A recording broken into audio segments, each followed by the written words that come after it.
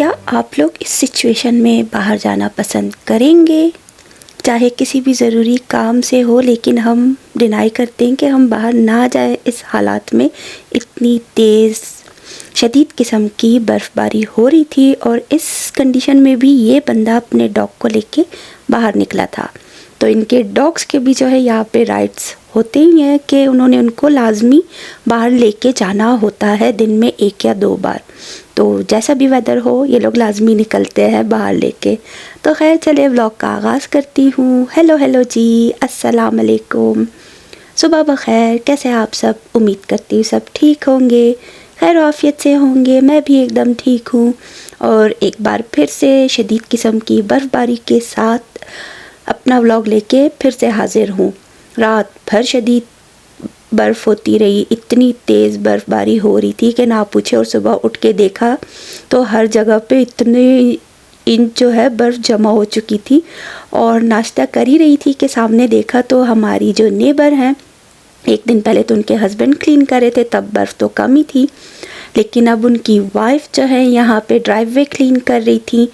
तो देख लें, दोनों हस्बैंड वाइफ इतने मेहनती हैं। और साथ ही दूसरी साइड पे देखा तो उनके हस्बैंड जो है गैराज से अपना ब्लोवर निकाल के ले आए थे, जिससे वो आइस स्नो वगैरह क्लीन कर रहे थे।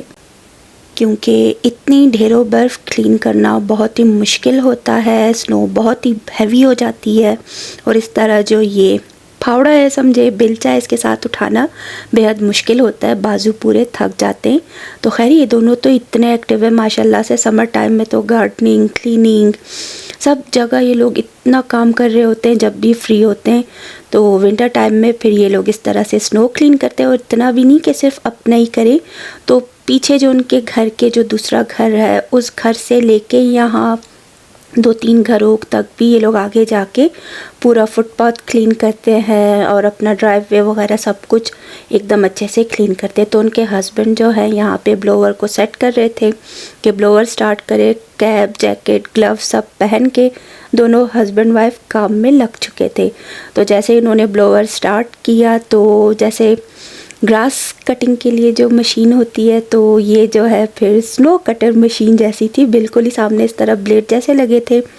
तो वो स्नो को यूं लपेट के अंदर ले जाती है और साथ ही जो है साइड पे एक बड़ा सा जो है एक चिमनी जैसा बना हुआ है, तो उसमें से जो है फिर पाइप से वो स्नो निकल के एक साइड पे पहाड़ की तरह जमा होती जाती है। और रोड्स के साइड पे तो अब ऐसे पहाड़ अक्सर ही दिखेंगे हमें। खैर बस फिर उन्होंने स्टार्ट कर ही दिया था। उस इधर देखे बिल्कुल एक फवारे की तरह जो है स्नो दिख रही है, तो उन्होंने क्लीनिंग स्टार्ट कर ही दी थी। अब आप लोग भी देखें कि ये कितना मेहनत तलब काम है। हालांकि ब्लोवर से कर रहे हैं, लेकिन इसमें भी अच्छी खासी ख्वारी लगती है। एक तो ऊपर से स्नो मुसलसल हो रही है और नीचे यहाँ पे लोग साथ ही स्नो क्लीन करते जा रहे थे। और उनकी वाइफ भी लगी हुई थी। फिर जब ये आगे बढ़ के आ गए तो फुटपाथ जब क्लीन कर रहे थे, तो ब्लोवर के साथ उनके हस्बैंड आगे आगे चल रहे थे और उनकी वाइफ पीछे से जो है फावड़ा लेके सारी स्नो क्लीन करी थी, जो थोड़ी बहुत बच जाती है।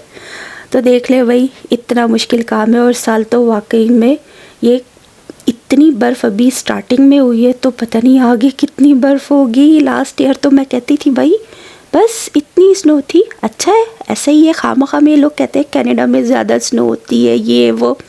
लास्ट ईयर तो कुछ भी नहीं था, कुछ भी नहीं। इस बार अच्छे से जो है स्नो हो रही है और सही लग पता गया है कि भाई क्या होती है यहाँ की स्नो और ठंड कैसी होती है, ठंड में बाहर जाना आना कैसा होता है।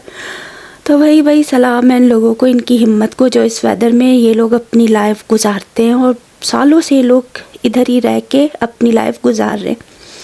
तो भाई अब तो सही से समझ आ गई है। खैर बस फिर इन्होंने अच्छे से जो है क्लीनिंग कर दी थी और यहाँ पे आगे बढ़ते जा रहे हैं। और बहुत ही आगे तक, 2-3 घरों के आगे तक इन्होंने फुटपाथ अच्छे से क्लीन कर लिया। तो नेबर सारे अच्छे होते हैं, हेल्पफुल होते हैं, एक दूसरे के साथ हेल्प भी करते हैं। एक दूसरे के घरों के पास से एक और है, इनके घर के पीछे जो घर है, वो बंदा भी मैंने अक्सर देखा था लास्ट ईयर भी, जब बेटे को मैं सुबह फजर के बाद नाश्ता वगैरह बना के रख देती थी, उसके लिए लंच तैयार करके वो चला जाता था। तो मैंने देखा था कि वो बंदा भी इनके घर तक आके पूरा फुटपाथ क्लीन कर देता था। तो यहाँ पे देख लिया, ये खातून अपने छोटे से बच्चे के साथ खेलते हुए जा रही हैं, स्नो को भी इंजॉय कर रहे हैं। और यहाँ मैं खाना बनाना स्टार्ट करने लगी थी कि मुझे बाहर से स्नो क्लीन होने की आवाज़ आ रही थी हमारे घर के पास। मैंने कहा कि हस्बैंड तो ऊपर नमाज़ पढ़ने गए, तो ये स्नो कौन क्लीन करे। बाहर आके इधर विंडो के पास आके देखा तो हमारे जो साथ वाले पाकिस्तानी नेबर हैं, तो उनके हस्बैंड जो यहाँ पे स्नो क्लीन कर रहे थे। और ऐसे ही मेरे हस्बैंड भी उनके घर की तरफ से, साथ वाले जो अंग्रेज़ नेबर है उनके घर के पास से स्नो क्लीन करते, तो ये लोग भी हमारे आसपास आके कर देते हैं, स्नो सारी क्लीन करते हैं। तो खैर बस फिर मैं वापस आ गई किचन की तरफ, खाना बना रही हूँ। तो आज खाने में बना रही थी मैं कोफ्ता चने। तो चिकन के कोफ्ते फ्रीज़ करके रखे थे, साथ ही बॉयल चने रखे हैं, और प्याज ख़त्म थी तो मैंने जुगाड़ वाला काम किया। बस यहाँ पे दही में जो है, जो रेगुलर स्पाइसेस होते हैं, थोड़ा चना मसाला, वो सब शामिल करके एक मसाले का पेस्ट बना लिया। साथ ही जो चिकन के कोफ्ते थे उनको हाफ़ फ्राई करके साइड पे कर लिया। पैन में ऑयल डाल के मैंने जिंजर गार्लिक पेस्ट डाला, ज़ीरा और मेथी दाना डाल के थोड़ी देर भूनने के बाद बस मैंने जो है दही का पेस्ट इसमें शामिल कर दिया कि एक मसाले जैसा बन जाए। फिर उसके बाद तकरीबन 3 अदद बड़े साइज़ के टमाटर थे, उनको मैंने कट करके डाल दिया। फ्रोज़न टमाटर है तो छिलके इजीली पील हो जाते हैं। चॉप करके बस डाला, उनको भुनना स्टार्ट कर दिया। जब भुनाई अच्छे से होने लगी तो कोफ्ते भी इसमें डाल के मैंने और भुनाई कर ली मसाले के साथ ही। एकदम अच्छे तरीके से इनकी भुनाई हो चुकी थी। चिकन के कोफ्ते हैं तो इनको गलने में ज़्यादा टाइम लगता नहीं है। बॉयल चने भी मैंने डीफ्रोस्ट कर रखे थे। तो खैर बस फिर यहाँ भुनाई करने के बाद बस मैंने जो है चने भी इसमें शामिल कर दिए और एक प्लेट भर के डाल दी है। तो कोफ्ता चने का सालन मैं बना रही थी। प्याज हमारी इस वजह से ख़त्म हो गई कि हम लोग एक दिन जाने वाले थे, वॉलमार्ट तो जा नहीं सके, मॉल में लेट हो गया, दूसरे दिन बर्फ़ थी, तीसरे दिन तो और शदीद बर्फ़, तो इसी वजह से खैर बस फिर पानी डाल के इसको थोड़ी देर बॉईल कर लिया। और अब यहाँ पे गरम मसाला, हरा धनिया और ऊपर से जो है बॉयल अंडे रख के गार्निश कर दिया है और हमारा कोफ्ते चने का सालन तैयार है। तो शाम को खाना खा लिया और यहाँ पे जब खाना खा के फ्री हुई तो देखा कि वही हमारे सामने वाले नेबर्स फिर से स्नो क्लीन करे, और दूसरी साइड भी एक हस्बैंड वाइफ अपने घर के पास से गाड़ी पर से स्नो क्लीन कर रहे थे। साथ वाले नेबर, दूसरी तरफ सामने भी कई घरों के पास से लोग दिख रहे थे जो गाड़ी पर से और साथ ही फुटपाथ पर से, ड्राइववे पर से स्नो क्लीन कर रहे थे। और यहाँ टाइम देखे अभी तक 5 भी नहीं बजे और बाहर का मंजर बिल्कुल एकदम रात वाला हो रहा है। तो इस तरह का वेदर है भी कि दिन भी छोटे हो गए और ऐसा मौसम भी। उनके हस्बैंड भी गैराज के सामने से ड्राइववे क्लीन कर रहे थे और ये गाड़ी स्नो में से फंसी हुई लग रही थी, बहुत मुश्किल से निकली। लेकिन कुछ देर के बाद देखा तो दोबारा से यहाँ पे खड़ी ये लोग पता नहीं कार के साथ क्या कर रहे थे, शायद कोई इशू हो गया था। खैर रात का टाइम है तो अब केक बनाने की तैयारी करती हूँ। मैंगो कस्टर्ड केक ट्राई कर रही हूँ।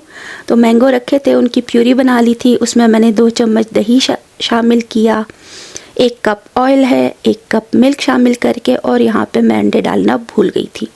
अंडे बाद में उस वक्त याद आए कि जब सारा काम हो चुका था तो नहीं कर सकती थी। साथ ही 1 कप शक्कर शामिल कर दी और इसको अच्छी तरह से ग्राइंड करके एक पेस्ट जैसा बना लिया। अब 1.5 कप मैदा है, उसमें 1/4 चाय का चम्मच बेकिंग सोडा, 1/4 चाय का चम्मच बेकिंग पाउडर शामिल किया। साथ ही 1 खाने का चम्मच जो है वनीला कस्टर्ड पाउडर भी शामिल करके इसको मिक्स कर लिया थोड़ी देर। और अब जो मैंने वेट मिक्सचर बना के रखा है ये सब चीज़ें इसमें शामिल कर दूंगी। वनीला एसेंस भी थोड़ा शामिल कर दिया। तो ड्राई पाउडर को छान के मैं इसमें थोड़ा थोड़ा करके शामिल करती गई, इसको अच्छी तरह से मिक्स करती गई। साथ ही ओवन को भी प्री हीट होने के लिए रख दिया था 280 डिग्रीज़ पे। इलेक्ट्रिक ओवन है हमारा तो उसमें टेम्परेचर का बहुत ही वो इशू रहता है, अगर ज़्यादा रखो तो जलने लगता है, अगर कम रखो तो कुक नहीं होता।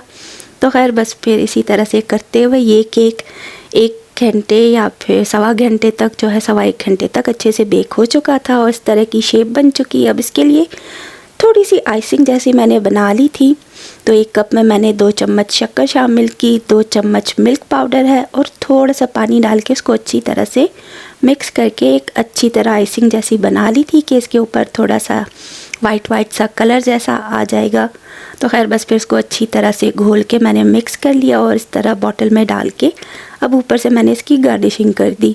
तो एक अच्छा कलरफुल सा लग रहा था। केक उतना ख़ास नहीं बना था क्योंकि एग डालना भूल गई थी, तो खैर बस फिर ऐसी चीज़ें होती रहती है मुझसे, लेकिन फिर भी अच्छा ट्राई हो गया था। ट्राई करती रहती हूँ, बेकिंग मेरी ऐसे ही हो जाती है, कभी बहुत अच्छी, कभी बहुत ही ख़राब, कभी बस ठीक ठीक चलती रहती है। तो खैर यहाँ पे कट करके मैं चेक कर रही थी, बस फिर थोड़ा सा पीस मैंने ट्राई किया, सही था। एग के बिना भी अच्छा बन गया था, लेकिन अगर एग होता तो ये और भी अच्छे से बन जाता। खैर बस इसी के साथ मुझे इजाज़त दीजिएगा, मैं मिलूँगी अगले व्लॉग में। अल्लाह हाफिज़।